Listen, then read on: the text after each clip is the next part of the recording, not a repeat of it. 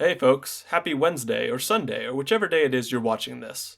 I figure instead of spending days engineering the perfect 15-minute video script while I could be spending time with my family, I'm just going to spend 5 minutes shamelessly riffing on a concept brought up in my comments section, that being slot compression. The idea of slot compression is basically this: you can fit more stuff into your deck, more things of each category like finishers or draw or removal, if you pick out and play cards that do multiple things. For mid-range decks, an easy way to do slot compression is to run decently statted creatures that do other things your deck wants to do. In a dirt cheap Rakdos deck I built a while back, the creature count is decently high, but the vast majority of creatures in the deck either draw me cards or make my opponents discard cards. Even among the more finisher-oriented creatures that don't fit into these two categories, most are Blood Artist effects, which still perform a secondary duty of discouraging board wipes, so the compression is still there. My Glissa deck is a more high-curved example of this principle. Fun fact, if you pay a lot of mana for a creature, it will often be great for multiple things. My deck cashes in a hefty 20 or so slots up front for ramp, but it is rewarded for this with a creature base consisting of powerful removal and draw spells stapled to 5/5s and 8/8s and 10/10s, which means that the deck ends up being able to win games without a single dedicated win-con slot. Another example of this is Hate Bear's decks. By running stacks effects that are also creatures, these decks are able to heavily oppress their opponent's game plans, while still having a board state to block and pressure life totals. Sometimes this pressure will be pivotal to winning, such as in my Liesa deck, and other times it will serve more as an alternative win con, or as hate toward life pay, but regardless, this flexibility is very useful. For more combo-oriented decks, one way to have plenty of space for both pieces and supporting cards is to pick cards that do both. If you need a sack outlet for your combo, you'll naturally run into the issue that some games you won't draw one, and other games you'll draw multiple.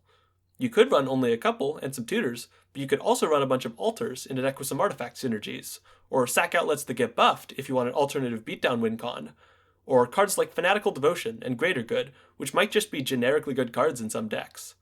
There are also combo decks looking for a lot of certain types of cards to go off, such as with a mid-power Najeela deck. There, a reasonable plan might be throwing in low-cost warriors you like from any color, which will further the beats and combo potential offered by the commander, while also letting you have high-quality creatures. The general gist here is that if you can make cards needed for your combo be also valuable in their own right in the deck, the combo will feel much less space-gobbling. This logic also applies for heavily synergistic decks. If you have a deck focusing on a particular card type, such as equipments or auras, having a lot of your supporting cards also fit into those types means that your win cons will pack a ton of power, and it will also have the added benefit that conditional tutors will give you access to a good portion of your deck. The same goes for decks that focus on a particular creature type, or particular attributes. If you're building a Goreclaw deck, and your deck's draw and removal mostly consists of creatures with power 4 or greater, suddenly you can fit a whole lot more beef into the deck, while still having it feel smooth and well-rounded. Finally, let's talk lands. MDFCs, utility lands, and other dual-mode cards that get you lands are great, and I highly encourage using these. I sometimes see people run land counts in the low 30s in decks that aren't that low curved, and while I appreciate the desire to draw gas, I echo interesting failures thinking here. At least do your future self a favor and throw in some MDFCs or utility lands to bring your count up to 35 or 36. This goes for high curved decks running 36 lands as well. Don't be afraid to MDFC your way up to 38 or 39, or even break into the 40s. Ooh. I plan to do a longer video about lands and mana bases sometime soon, so I'll save further discussion of the subject until then, but long story short, lands are good, and people often don't play enough of them in casual EDH. I've discussed some different ways to compact your slots, to run cards to satisfy multiple things your deck wants, and I think a logical question to ask regarding this is, exactly how valuable is it to have compacted slots? I like to think I've laid out a decent case for doing such a thing.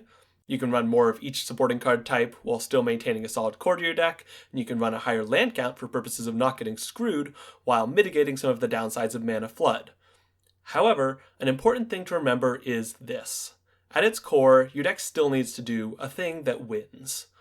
In the past, I've sometimes fallen deep into the hole of synergy and support cards, and built a deck that runs very smoothly and feels good at the table, but ultimately lacks substantive win cons and usually just succumbs to getting outscaled by somebody else. I advocate for people to put more support cards in their decks, because I think the average EDH player is on the opposite end of the snappy to smooth spectrum as me. But it's good to keep in the back of your head that playing smoothly and having interaction isn't a substitute for having a good way to end the game. You should try to have both of these things in your deck.